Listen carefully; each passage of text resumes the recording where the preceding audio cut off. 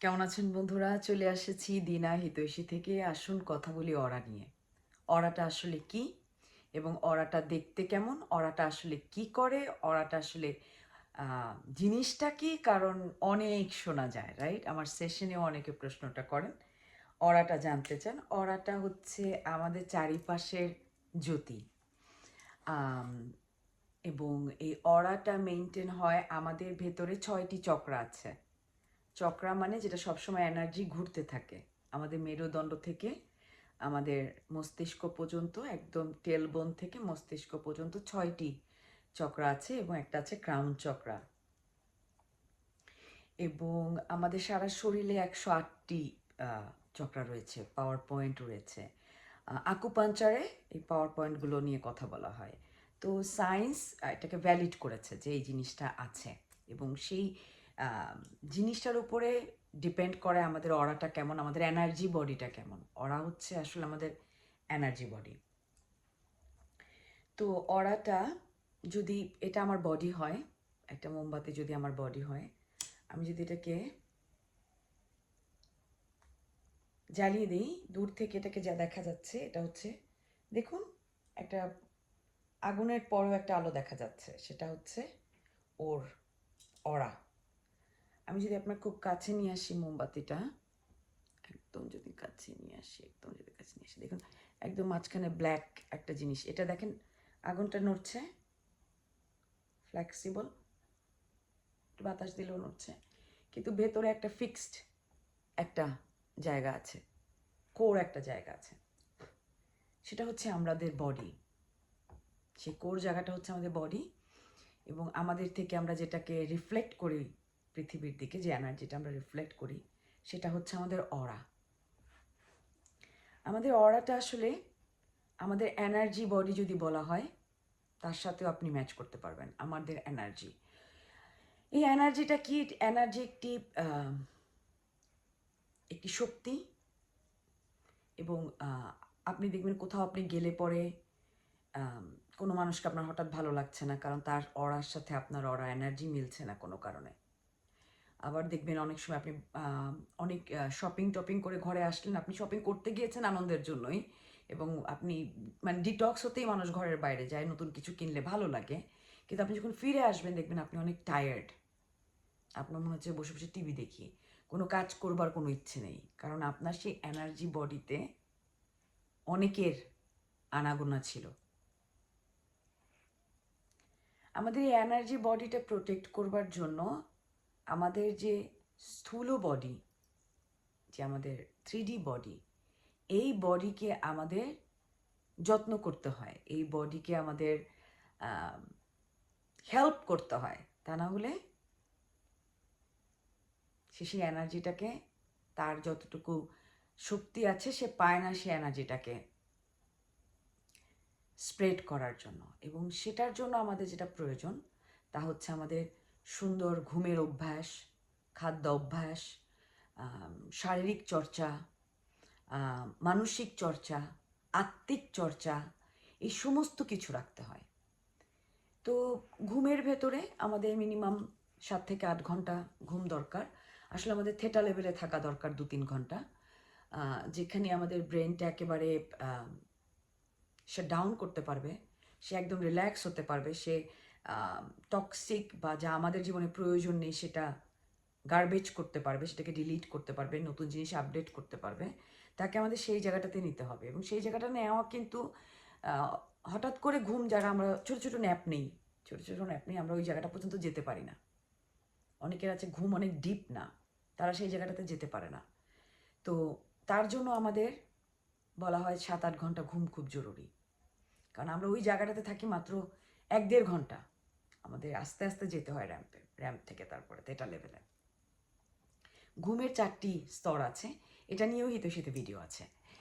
তো ঘুমটা ভীষণ জরুরি, কারণ আমার বডিটা চলবার জন্য আমার ব্রেইনকে ঠান্ডা করা দরকার, তাকে রিচার্জ করা দরকার, এবং আমরা ঘুমিয়ে সেই রিচার্জটা করি। তো আমাদের ঘুম দরকার, আমাদের প্রয়োজন আমরা কি খাচ্ছি, ভীষণ জরুরি যে আমাদের খাদ্য অভ্যাস কি, আমরা অতিরিক্ত খাবার খাচ্ছি না তো, বা কম খাবার খাচ্ছি না তো, আমাদের বডির 70% হচ্ছে পানি, তো আমরা লিকুইড কতটুকু নিচ্ছি, ঠিক আছে? আমাদের বডিতে যে আর্থ থেকে আসা যে ফুডগুলো সেগুলো বেশি আমাদের জন্য ভালো। তো সেগুলো আমাদের ইটিং হ্যাবিট থাকতে হবে, এক্সারসাইজ থাকতে হবে। আমাদের বডিটাকে অ্যাক্টিভ রাখার জন্য আমাদের এক্সারসাইজ করতে হবে। হয়তো আমরা হাঁটতে যেতে পারি, হয়তো আমরা জিমে যেতে পারি, আমরা নাচ করতে পারি, কিন্তু আমাদের বডিটাকে অ্যাক্টিভ করতে হবে, রাখতে হবে। আমাদের বডিটাকে ফ্লেক্সিবল করতে হবে। তো আমাদের ভিতরে অ্যাক্টিভিটি থাকতে হবে। আমাদের ব্রেইনকে সবসময় অ্যাক্টিভ রাখতে হবে। কিভাবে রাখা যেতে পারে? ব্রেইন হচ্ছে, তাকে কিছু শিখতে দিতে হবে সবসময়। আমাদের ব্রেইন ভীষণ কিউরিয়াস একটা জায়গা। আপনি যদি একে কিছু শিখতে না দেন, তখন সে অতীত বা আপনার প্রবলেম এসব নিয়ে সে টাইম স্পেন্ড করবে।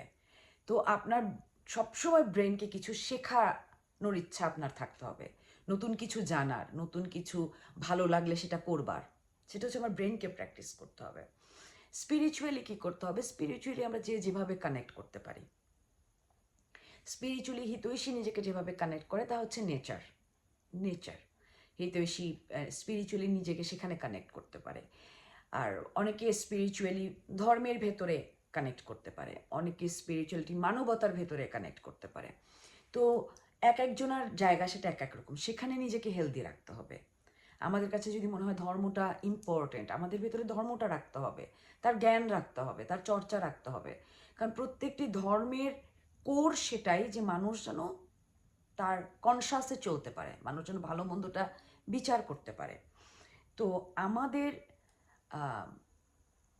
অরা ঠিক করবার জন্য প্রথম আমাদের বডিটাকে ঠিক করতে হবে। আমাদের বডিটাকে ঠিক করবার পরে আমাদের ভেতরে যে প্রতিনিয়ত নিঃশ্বাস আসছে আর যাচ্ছে, সেই নিঃশ্বাসটাকে খেয়াল করতে হবে।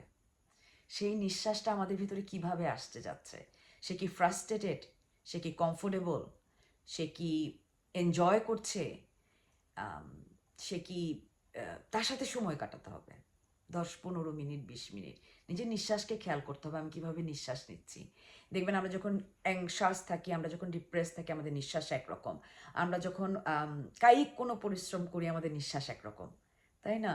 তো আমাদের নর্মাল নিঃশ্বাস নেবার রিদমটা কি, সেদিকে আমাদের একটু ফোকাস দিতে হবে, নিজেদের সময় দিতে হবে। সব সময় আমরা যখন নিজেকে সময় দিব, নিজের বডিকে সময় দিব, কারণ আমাদের এই জীবনটা, এই বডিটা ছাড়া আমাদের জীবনের কোনো মূল্য নেই, একেবারেই কোনো মূল্য নেই। আমাদের এই জীবনটাকে এক্সপেরিয়েন্স করতে হলে আমাদের বডিটাকে ঠিক রাখতে হবে, এবং আমাদের বডিটাকে ঠিক রাখতে হলে আমাদের 3D ওয়ার্ল্ডে যতটুকু আমাদের করা প্রয়োজন তা আমাদের করতে হবে। আমাদের ভালো থাকতে শিখতে হবে। আমরা ভালো কিভাবে থাকতে পারি? দেখুন, যে মানুষটি খুব বিপদে আছে, সেই মানুষটিও তার জীবনে 5% 10% ভালো কিছু চলছে। আমাদের ভালো থাকতে হবে আমাদের জন্য। আমাদের অনেক খারাপ চলবে, আমাদের জীবনে চলবে, আমরা সমস্যায় ফোকাস করব না, আমরা সমাধানে ফোকাস করব। আমরা সমস্যার ভেতরে যেন অনেকটা সময় না কাটাই, কারণ আমাদের জীবনে যে জিনিসটা আমাদেরকে বেঁধে দেওয়া হয়েছে তা হচ্ছে সময়। এই সময়টা সঠিকভাবে ব্যয় করুন। আমরা আমাদের জীবনের বেশিরভাগ সময় কাটিয়ে দেই শুধু সমস্যা চিন্তা করে, সমাধান না খুঁজে, সমাধানটাকে ওয়েলকাম না জানিয়ে, সমাধানটাকে নিয়ে বসবার চেষ্টা না করে আমরা সমস্যার দিকে ফোকাস করি। এবং আমরা যখন সমস্যার দিকে ফোকাস করি, তার সমাধান আরও হয় না, আমরা আরও সমস্যা গ্যাদার করি। ওই সমস্যার, আর আমাদের ব্রেন এমন একটা জায়গা, আমরা যেভাবে খুঁজতে চাইব সেটাকে সেভাবেই খুঁজে পেতে আমাদের সাহায্য করবে। এটা যারা বুঝতে পারেন না তাদের আমি সহজভাবে বুঝিয়ে দিই। এই যে ইলেকট্রিসিটি তৈরি হয়েছে, এটা কেউ প্রথমে চিন্তা করেছে, এবং ওটা ও সময় অসম্ভব ছিল, কিন্তু সে চিন্তা করেছে এবং সেই অসম্ভবটার ভেতরেই সে সম্ভব খুঁজে পেয়েছে, তাই আজকে এটা এত অ্যাভেলেবেল।